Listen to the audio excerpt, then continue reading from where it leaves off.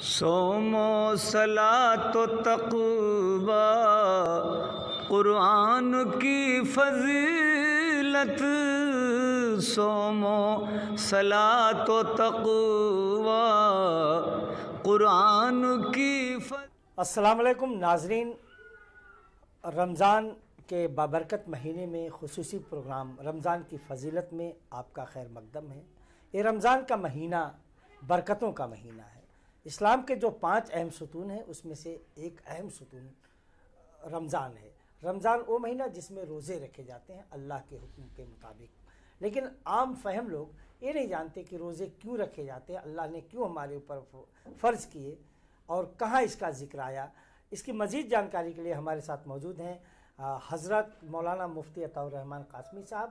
ہم ان سے تمام سوال کریں گے، آپ تک پہنچائیں گے کہ رمضان کے بارے میں اسلامی نظریے سے کیا، سماجی نظریے سے کیا، اور بھی تمام سوال رمضان کے بارے میں۔ تو حضرت ہم آپ سے جاننا چاہتے ہیں کہ جو روزہ ایک مہینے کا، رمضان کا پاک مہینے میں روزے رکھے جاتے ہیں صبح سے شام تک، تو اللہ کے حکم کے مطابق، لیکن اس کا ذکر قرآن میں کہاں آیا ہے اور اسلامک نظریے سے کیا اس کا ذکر ہے؟ بسم اللہ الرحمن الرحیم۔ قرآن کریم میں رمضان اور روزے کا باضابطہ ذکر ہے، اور قرآن میں کہا گیا ہے یا ایھا الذین آمنوا کتب علیکم الصیام کما کتب علی الذین من قبلکم لعلکم تتقون۔ اس آیت کریمہ میں اللہ تعالیٰ نے فرمایا ہے کہ اے ایمان والو، تم پر روزے کو فرض کیا گیا جیسے کہ فرض کیا گیا تھا روزے کو تم سے پہلے لوگوں پر، اور روزے کا مقصد یہ بتایا گیا لعلکم تتقون، شاید کہ تم متقی بن جاؤ، پرہیزگار بن جاؤ اور اپنے آپ کو سنوار لو۔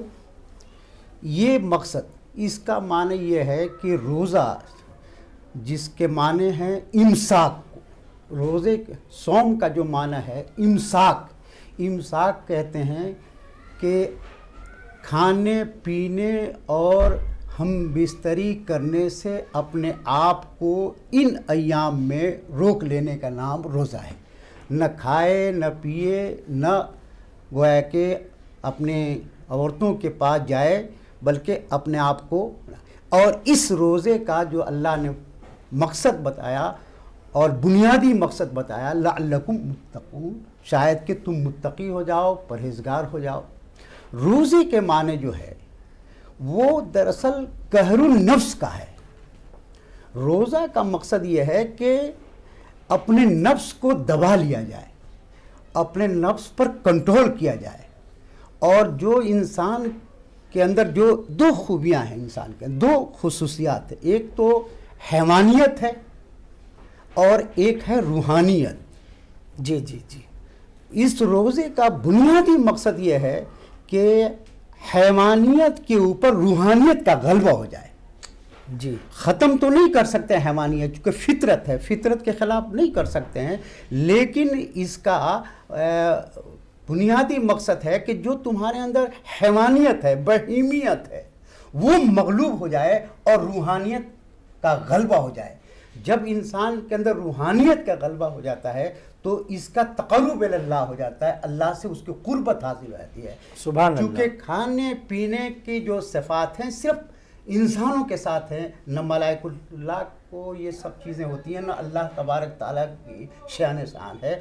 تو ان صفات سے اور ان جو حیوانیت سے متعلق چیزوں سے جب انسان اپنے آپ کو بچا لیتا ہے تو گویا کہ اللہ کی قربت حاصل ہو جاتا ہے، اللہ کا تقرب حاصل ہو جاتا ہے، اللہ کے نزدیک پہنچ جائے گا۔ دوسرا مقصد یہ ہے کہ انسان جب کھاتا ہے پیتا ہے تو وہ دوسروں کا درد کو محسوس نہیں کرتا ہے۔ جب اس کے اوپر یہ کیفیت طاری ہو جائے کہ نہ کھائے نہ پیے تو غریبوں، مسکینوں اور گرے پڑے لوگوں کے جو بھوک اور پیاس کی جو شدت ان کے یہاں ہے اس کا احساس ہوتا ہے۔ تو اللہ تبارک تعالیٰ کا مقصد یہ بھی ہے کہ ایک انسان کے اندر روحانیت پیدا ہو جائے، اور دوسرا مقصد یہ بھی ہے کہ انسان دوسروں کے درد اور کرب کو محسوس کرے۔ اس لیے اللہ تبارک تعالیٰ نے رمضان میں روزے کو فرض کیا ہے، اور تاکہ انسان اللہ کا تقرب حاصل کر رہے اور بندوں کے جذبات اور احساس اور ان کے تکلیفوں کا بھی احساس کرنا شروع کر دے۔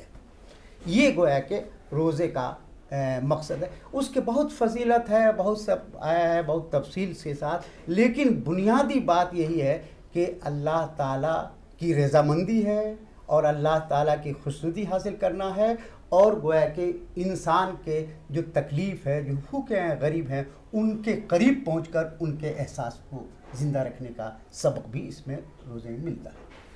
حضرت آپ نے بہت تفصیل سے بتایا، لیکن آپ نے ایک لفظ کہا ہے ملائک، کہ ملائک کیا ہوتے ہیں، یہ بھی ہم ناظرین کو بتانا چاہیں گے کہ انسان اور ملائک میں فرق کیا ہے۔ انسان اور فرشتے، ملائکۃ اللہ کہتے ہیں اللہ کے فرشتے، تو اللہ کے جو بالکل ہر وقت اس کی اطاعت، اس کی فرمانبرداری، اس کے احکام کے تکمیل کے لیے وہ ہمہ وقت تیار رہتے ہیں، لیکن وہ انسان سے الگ ہیں۔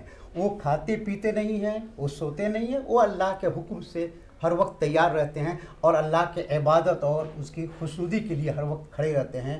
ان سے گویا کہ اس روزے کے ایام میں ان سے بندہ قریب ہو جاتا ہے، چونکہ جن صفات کے حامل وہ ملائکۃ اللہ ہیں، انہی صفات کے حامل انسان ان ایام ہو جاتا ہے۔ روزے کے سلسلے میں ایک بات میں عرض کرنا چاہتا ہوں کہ اللہ تبارک تعالیٰ نے اس ماہ مبارک جس کو رمضان کہتے ہیں کیوں اس میں اتارا، ایک اور دوسری بات یہ ہے کہ رمضان کو روزے کو ایک ہی مہینے میں اور صبح سے شام تک کیوں محدود کیا، اس کے اوپر بھی غور کرنا چاہیے۔ ایک تو اللہ تعالیٰ نے رمضان میں روزے کو فرض کیا اس لیے کہ رمضان کا مہینہ تمام مہینوں میں افضل ترین مہینہ ہے، اس لیے کہ اس مہینے میں قرآن کا نزول ہوا ہے۔ گویا کہ قرآن کے نزول کی وجہ سے اللہ تبارک تعالیٰ نے اس مہینے میں رمضان کی روزے کو فرض کیا۔ گویا کہ 12 جو مہینے ہوتے ہیں ان 12 مہینوں میں سے اللہ تبارک تعالیٰ کے نزدیک رمضان کا مہینہ زیادہ مقدس ہے، اس لیے اس میں قرآن نے کہا گیا۔ ایک دوسری بات یہ ہے کہ روزے کو صبح سے شام تک کا انضباط ہے، گویا کہ صبح سے شام تک، صبح صادق سے لے کر غروب آفتاب تک کا ہے انضباط کیا ہے۔ اس کا مقصد یہ ہے کہ اگر رات کو بھی اس میں شامل کیا جاتا جیسے کہ پچھلی قوموں پہ تھا تو ہو سکتا تھا کہ انسان اس کو برداشت نہیں کر سکتا اور اس کو اور دشواری ہو جاتی۔ اگر صبح صادق سے لے کر غروب آفتاب تک کا انضباط نہ ہوتا اور رات کو بھی شامل کر لیا جاتا جیسے پچھلی قوموں کو تھا تو انسان زیادہ گویا کہ آزمائش اور مشقت میں مبتلا ہوتا۔ اللہ تبارک تعالیٰ نے اسی لیے اس کو گویا کہ صبح صادق سے غروب آفتاب رکھا تاکہ عبادت کا پہلو رہے اور مشقت نہیں۔ اسلام میں خاص بات یہ ہے کہ کوئی ایسا حکم نہیں دیا جاتا ہے جس میں انسان مشقت میں مبتلا ہو جائے، پریشانی مبتلا ہو جائے، اور گویا کہ عبادت میں جو گویا کہ اس کا جو تعلق ہے خوش دلی کے ساتھ اور طبعی فرحت کے ساتھ اس عمل میں خلل پڑے، یہ اسلام نہیں چاہتا ہے۔ اس لیے کوئی ایسا حکم نہیں دیتا ہے کہ جس میں آدمی تکلیف مبتلا، یہ نہیں کہتا ہے کہ تم کسی چھت سے کود جاؤ، کسی پہاڑ سے کود جاؤ، یہ گویا کہ فطرت کے منافی ہے۔ اللہ تبارک تعالیٰ وہی حکم دیتا ہے جس کو انسان نہایت ہی اطمینان سے اور صبر و ضبط سے کر سکے۔ اسی لیے اللہ نے صبح سے شام تک کا حکم دیا اور ایک مہینے کا حکم دیا۔ ایک مہینے میں یہی ہے کہ اگر اللہ تعالیٰ اس روزے کو ایک مہینے سے زیادہ کرنا کا حکم دے دیتا تو وہ عبادت کا جو پہلو تھا وہ پہلو ختم ہو جاتا۔ جب آدمی مسلسل ایک کام کرتا ہے، ایک مسلسل کرتا ہے تو اس کام کا عادی ہو جاتا ہے، تو عادی ہو جاتا ہے اور عبادت کا پہلو کمزور پڑ جاتا ہے۔ اس لیے اللہ تعالیٰ نے 3 چیزیں اس روزے میں خاص طور پر ملحوظ رکھی ہے، ایک تو گویا کہ انضباط وقت صبح سے شام تک، اور گویا کہ مہینے کا اگر ایک مہینے سے زیادہ ہو جاتا تو آدمی پریشان ہو جاتا، اور اگر ایک مہینے سے کم کا حکم دیتا تو جو تزکیہ باطن اور تزکیہ قلب کا جو معاملہ ہے وہ مکمل طور پر ادا نہیں ہو سکتا تھا۔ اس لیے اللہ تعالیٰ نے ایک مہینے کا حکم دیا تاکہ اس میں جو طہارت ہے اور تزکیہ باطن ہے اس کی تکمیل ہو سکے۔ اور اسی طرح اللہ تعالیٰ نے رمضان میں حکم دیا، چونکہ اس کا ایک تقدس ہے، اور تقدس یہی ہے کہ اس میں قرآن کا نزول ہوا ہے، جو ایک مقدس ترین کتاب ہے، ایسی کتاب ہے جو آج اس میں کوئی تحریف ہے، نہ لفظی ہے نہ معنوی ہے۔ جس طرح قرآن اتارا گیا تھا اسی طرح قرآن آج بھی ہمارے پاس موجود ہے۔ حالانکہ دوسری قوموں کی جو کتابیں تھیں اس میں تھوڑی بہت تحریف ہو چکی ہیں، لیکن الحمدللہ قرآن میں کسی طرح کا کوئی تبدیلی، کوئی تحریف نہ لفظی نہ معنوی ہے۔ اس قرآن کے اترنے کی برکت میں اللہ تعالیٰ نے رمضان کے مہینے کو فرض کیا۔ روزہ ایک بڑی اچھی چیز ہے، اللہ نے حکم دیا، لیکن روزے کے کچھ تقاضے بھی ہیں۔ اگر آپ نے روزہ رکھا اور ان تقاضوں کو پورا نہیں کیا تو پھر روزے کا کوئی معنی نہیں رہ جاتا ہے۔ مثلا آپ روزہ بھی رکھ رہے ہیں، دن بھر آپ بھوکے بھی رہے، اور کسی کو تکلیف پہنچا رہے ہیں، کسی کو گالی دے رہے ہیں، کسی کو مار رہے ہیں، کسی کو ڈانٹ رہے ہیں، اور شور و غل مچا رہے ہیں، تو گویا کہ جو روزے کا بنیادی اور اساسی مقصد ہے وہ مقصد فوت ہو گیا۔ ایک روزے دار کا روزے کا تقاضا ہے کہ اس کے ہاتھ سے، اس کے پیر سے، اس کی زبان سے کسی کو کوئی تکلیف نہ پہنچے۔ حتیٰ کہ اگر آپ کے پاس کوئی آئے اور آپ روزے سے ہیں اور آپ کو کچھ کہہ رہا ہے، برا بھلا کہہ رہا ہے، تکلیف پہنچا دے رہا ہے، تو آپ کے لیے حدیث کے اندر ایک طریقہ بتایا گیا ہے کہ آپ اس سے کہہ دیں کہ بھائی خدا را مجھے مت چھیڑ چھاڑ کرو، میں روزے سے ہوں، میں اس روزے کے تقدس کو پامال کرنا نہیں چاہتا ہوں، جی جی جی، یہاں تک کہ تم اپنے آپ کو ٹھیک کر لو اور مجھے اپنے آپ کو اپنی حالت پہ رہنے دو۔ یہ روزے کے روح ہے، اس روح کو فراموش نہیں کرنا چاہیے تاکہ اس کا تقاضے پورے ہو سکیں۔ اس لیے حدیث میں ہے کہ بہت سے روزے دار ایسے بھی ہوتے ہیں کہ روزے رکھتے ہیں سوائے بھوک کا ان کو کچھ بھی نہیں ملتا، اور بہت سے ایسے لوگ ہوتے ہیں رات بھر قیام کرتے ہیں، جگتے ہیں، سوائے بیداری کا کوئی ان کو حاصل نہیں ہوتا ہے۔ اس لیے کہ روزہ اور جو قیام جس کو مانے نماز پڑھ رہے ہیں، نماز اور روزے کو تقاضوں کو پورا نہیں کر رہے ہیں، تو پھر اس روزے کا کوئی حاصل یا اس قیام کا کوئی مقصد آپ کو ملنے والا نہیں ہے، کوئی ثواب ملنے والا ہے۔ تو روزہ رکھیں، نماز پڑھیں، لیکن نماز کے جو تقاضے ہیں، اور تقاضے کہ تو اللہ کو خوش کرنا ہے، اللہ کی خوشنودی ہے، اور ایک کامل انسان بننے کی بھی ترغیب اس میں دی گئی ہے۔ کامل انسان کے معنی یہ ہے کہ آپ اس طرح ہیں کہ آپ کے کسی بھی حصے سے، ہاتھ پیر منہ سے کسی بھی آدمی کو کوئی تکلیف نہ ہو جائے۔ تو روزہ ہو یا نماز ہو، اس کا بنیادی مقصد ہے کہ ایک مکمل انسان کی شکل میں دنیا میں رہیں، کہ آپ جس راستے سے گزریں، جہاں سے گزریں، تو یہ شناخت دے کر جائیں، یہ پہچان ہو کہ ایک روزے دار جا رہا ہے، ایک نمازی جا رہا ہے، جس سے کسی کو کوئی تکلیف نہیں ہوتی ہے۔ اگر یہ مقصد حاصل ہو گیا تو روزے کا یا نماز کا مکمل فائدہ آپ کو ملے گا۔ اگر آپ نے اس کو نظر انداز کیا تو لاکھ روزے رکھیں، لاکھ نماز پڑھیں، لیکن اس کی روح کو آپ پا نہیں سکیں۔ حضرت اس میں کوئی شک نہیں کہ رمضان کا یہ مہینہ جو ہر مہینوں سے زیادہ پاکیزہ، اہم اور خصوصی مانا گیا ہے، اور اسلام کے جو 5 ستون اس میں سے ایک روزہ بھی ہے۔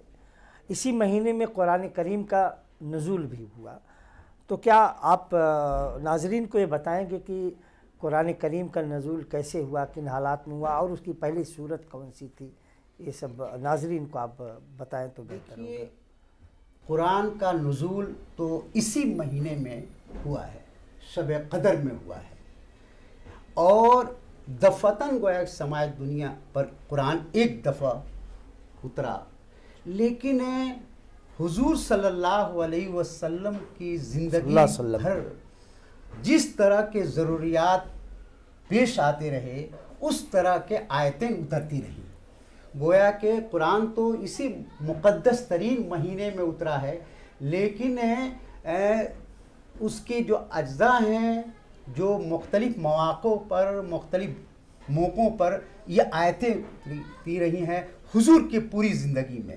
اس لیے جب پہلی جو سورہ آئی، پہلی آیت جو آئی، اس کا واقعہ بتائیں آپ کی کون سی پہلی آیت تو غار حرا میں جو اتری وہ اقرا کی آیت تھی، اقرا باسم ربک خلق الذی، اقرا، جس میں گویا کہ جب حضور صلی اللہ علیہ وسلم غار حرا میں تھے تو غار حرا یہ کیا ہے؟ ایک غار ہے جہاں حضور صلی اللہ علیہ وسلم مطلب گفا ہے جس میں حضور صلی اللہ علیہ وسلم نبوت سے پہلے جایا کرتے تھے، اور وہاں کیا کرنے جاتے تھے؟ ظاہر بات ہے کہ اس وقت گویا کہ قرآن نہیں اترا تھا یا نبوت سے سرفراز نہیں ہوئے تھے، لیکن حضور صلی اللہ علیہ وسلم غار حرا میں جاتے تھے اور وہاں جا کر تحنس کیا کرتے تھے۔ جو روایتوں میں آتا ہے تحنس کیا کرتے، تعبد کے معنی میں، لیکن تعبد کی شکل نہیں تھی، یعنی عبادت کرنے کی وہاں اس وقت کوئی شکل نہیں تھی، چونکہ ابھی نبوت سے سرفراز نہیں کیے گئے تھے، اس لیے حضور صلی اللہ علیہ وسلم وہاں پر جا کر کائنات پر غور کرتے تھے۔ گویا کہ ایک سائنسداں، ایک سائنٹسٹ ہے، جن بلندیوں تک، تحقیقات تک پہنچ سکتا تھا، اس وقت رسول اللہ صلی اللہ علیہ وسلم نبوت سے پہلے اس کائنات کے پیدا کرنے والے، اس کائنات کو بنانے والے، دنیا کو بنانے والے، کس نے بنایا، اس کے پیچھے کون سی شخصیت ہے، کون سی طاقت ہے، کون سی قدرت ہے، اس پر حضور صلی اللہ علیہ وسلم غور فرما رہے تھے۔ اسی درمیان حضرت جبریل علیہ الصلاۃ والسلام تشریف لائے اور آ کر وہی جو آیت اقرا ہے جس میں پڑھنے کا حکم دیا گیا کہ پڑھو۔ اب ظاہر بات ہے کہ وہی کی بڑی طاقت ہوتی ہے۔ روایتوں میں آتا ہے کہ حضور صلی اللہ علیہ وسلم اونٹ پر سوار ہوتے تھے اور اتفاق سے اسی درمیان وہی آ گئی تو اونٹ کی ہڈیاں بجنے لگتی ہیں، چور چور کر کے بجنے لگتی تھی، اتنی طاقت ہوتی ہے۔ اس لیے قرآن نے کہا کہ اگر پہاڑ پر بھی آیت گزاریں تو پہاڑ ریزہ ریزہ ہو جائے گا۔ تو حضور صلی اللہ علیہ وسلم کے سامنے پہلا واقعہ تھا کہ ایک عجیب و غریب طاقت سامنے آئی تھی اور وہ ہمیں تلقین کر رہی تھی آیت کو۔ چنانچہ حضور صلی اللہ علیہ وسلم پر ایک طرح کی خشیت طاری ہو گئی اور ڈر، خوف طاری ہو گیا، اور وہاں سے اٹھ کر حضور صلی اللہ علیہ وسلم خدیجۃ الکبریٰ کے پاس آئے اور آ کر کہا خشیت والا نفسی، کبریٰ ان کی اہلیہ تھی، جی جی، کہ ان کے پاس آئے اور کہا کہ مجھے تو اپنے نفس پر اپنی جان کا خطرہ لاحق ہو گیا، خشیت والا نفسی، مجھے اپنے جان کا خوف لاحق ہو گیا ہے۔ تو حضرت خدیجہ الکبریٰ باوجود اس کے اس وقت مشرف، چونکہ نبوت سے پہلے کا واقعہ ہے، حضور صلی اللہ علیہ وسلم کی اہلیہ محترمہ نے کہا ہرگز اللہ تمہیں ہلاک نہیں کرے گا، البتہ میں ورقہ ابن نوفل کے پاس میں لے چلتی ہوں، وہ گویا کہ عیسائیت کا بہت بڑا عالم ہے، وہ بتائیں گے کہ کیا معاملہ ہے، یہ کون سی طاقت اور کون سے لوگ آئے تھے یا کون سی شخصیت نمودار ہوئی تھی تمہارے اوپر دہشت آئی۔ چنانچہ حضور صلی اللہ علیہ وسلم کو لے کر ورقہ ابن نوفل آئے۔ ورقہ ابن نوفل کہتے ہیں کہ وہ عبرانی زبان کے بھی ماہر تھے، تورات کے ماہر تھے، بہت علم والے تھے، اور گویا کہ پچھلے مذہب کے تعلیمات سے باخبر تھے۔ انہوں نے یہ کہا، جب یہ پوری کیفیت بیان کی گئی تو انہوں نے کہا کہ تمہارے اوپر جو ناموس آیا ہے یہ وہی ناموس ہے یا وہی فرشتہ ہے جو اس سے پچھلی قوموں کے جو نمائندگان تھے اور ان کے جو پیغمبر تھے ان کے اوپر بھی آتا رہا. جبریل پر آیا، جبریل علیہ السلام، موسیٰ پر آئے، عیسیٰ پر آئے، تمام گویا کہ نبیوں کے اوپر پیغام لے کر آئے. یہ وہی ناموس ہے جو آپ پر آیا ہے.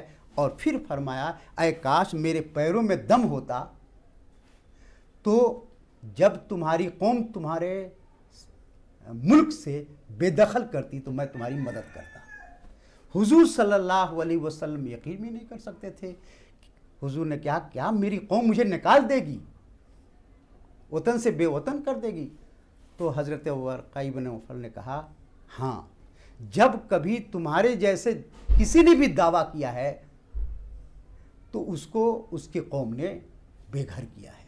ہاں، اس کی تمام مثالیں ہیں، چونکہ بہت حضرت موسیٰ سے لے کر کے حضرت یعقوب تک کی سب مثالیں. اس لیے کہ پہلے امین کہتے تھے، صادق کہتے تھے، امانت دار کہتے تھے، لیکن جب انہوں نے اللہ کی پیغام، اللہ کا جو پیغام تھا اس کو پھیلایا تو ایک دم وہ مخالف ہو گئے اور کہا کہ ہم تو ان چیزوں کو پوچھتے تھے، یہ نیا پیغام کہاں گیا؟ بس اسی جب تک وہ ہے کہ ان بت پرستیوں مبتلا تھے، ان چیزوں مبتلا تھے اور ان سے، لیکن جب اللہ کا پیغام آیا اور توحید کا پیغام بلند کیا گیا اس سے ان کی قوم بھی. حضرت جیسے روزے ہیں نماز کی طرح ہر مومن بالغ اور عاقل پہ فرض ہیں، بلا شبہ فرض ہیں، اور اس کا اعتراف بھی ہم سب کرتے ہیں. لیکن اگر کوئی شدید بیماری کی حالت میں ہے اور اس بیماری سے روزہ رکھنے سے وہ بیماری اور مزید بڑھ سکتی ہے، خطرہ ہو سکتا ہے، تو اس حالت میں کیا جو شریعت کا کیا اصول ہے؟ شریعت کا جو یہ بیمار ہے ہو کہ کیا؟ تو اللہ تعالیٰ نے ان کے لیے رخصت دیا ہے کہ جب وہ سفر سے واپس آ جائے اور یہ بیمار ہے، بیماری سے نجات پا لے تو روزہ رکھے اگر وہ پا لیتا ہے. اور اگر کوئی شخص اس طرح روزے سے واپس نہیں آ سکا، بیماری سے نجات نہیں پا سکا، سفر سے نہیں آتا، اس کے لیے گویا حکم دیا گیا ہے کہ وہ گویا کہ ایک مسکین کا کھانا کھلا دے. گویا کہ ایک روزے کے عوض میں ایک مسکین کو، مسکین مطلب ایک غریب کو کھانا کھلا دے، پیٹ بھر کا کھانا بھر جو مستحق کا، جس کی کھانے کی حیثیت نہ ہو اس کو کھانا کھلا دے.